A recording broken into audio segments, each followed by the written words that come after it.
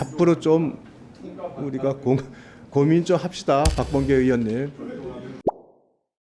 원칙을 준수해야 되는 노력을 해야 되는데 모든 법률이 특별법을 통해서 예외를 원칙으로 만드는 것이 자꾸 일반화되고 있는 이거 굉장히 불편하고 위험하다.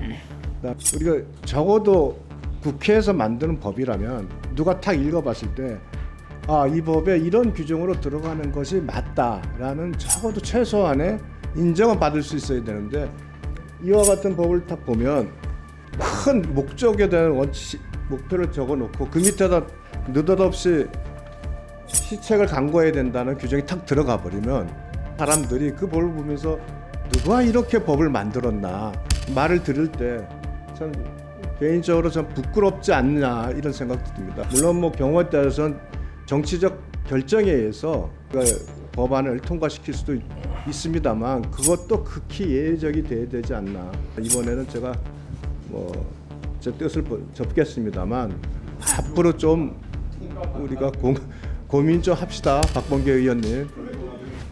제가 이제 법사위에 오면서 늘 여러 가지 말씀을 드리는 것 중에 일관된 게 원칙을 준수해야 되는 노력을 해야 되는데 모든 법률이 특별법을 통해서 예외를 원칙으로 만드는 것이 자꾸 일반화되고 있는 이거 굉장히 불편하고 위험하다.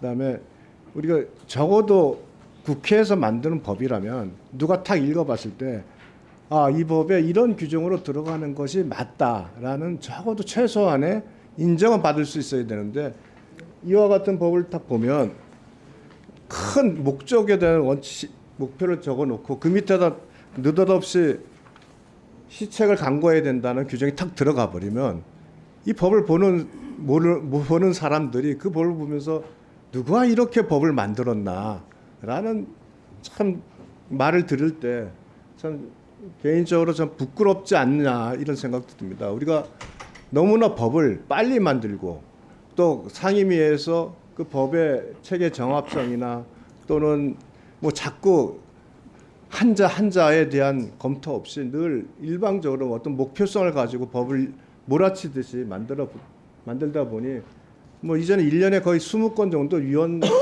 판결이 나오지 않겠나 생각이 듭니다. 10건이 넘어간 지 벌써 몇 년 됐고요.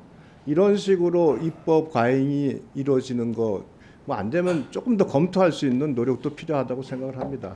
물론 뭐 경우에 따라서는 정치적 결정에 의해서 우리가 법안을 통과시킬 수도 있습니다만 그것도 극히 예외적이 돼야 되지 않나.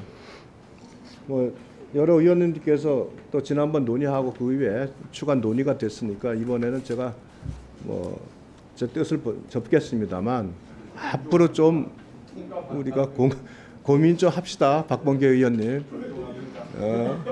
같이 고민 좀 해주고 워낙 그래도 제가 다른 것 떠나서 박범계 의원님께서 여러 가지로 뜻이 다른 점도 있지만 그러나 간간히 말씀하실 때 그 법안에 대한 그 입장, 의견 또 철학적인 논의 이런 거는 제가 늘 존중을 합니다.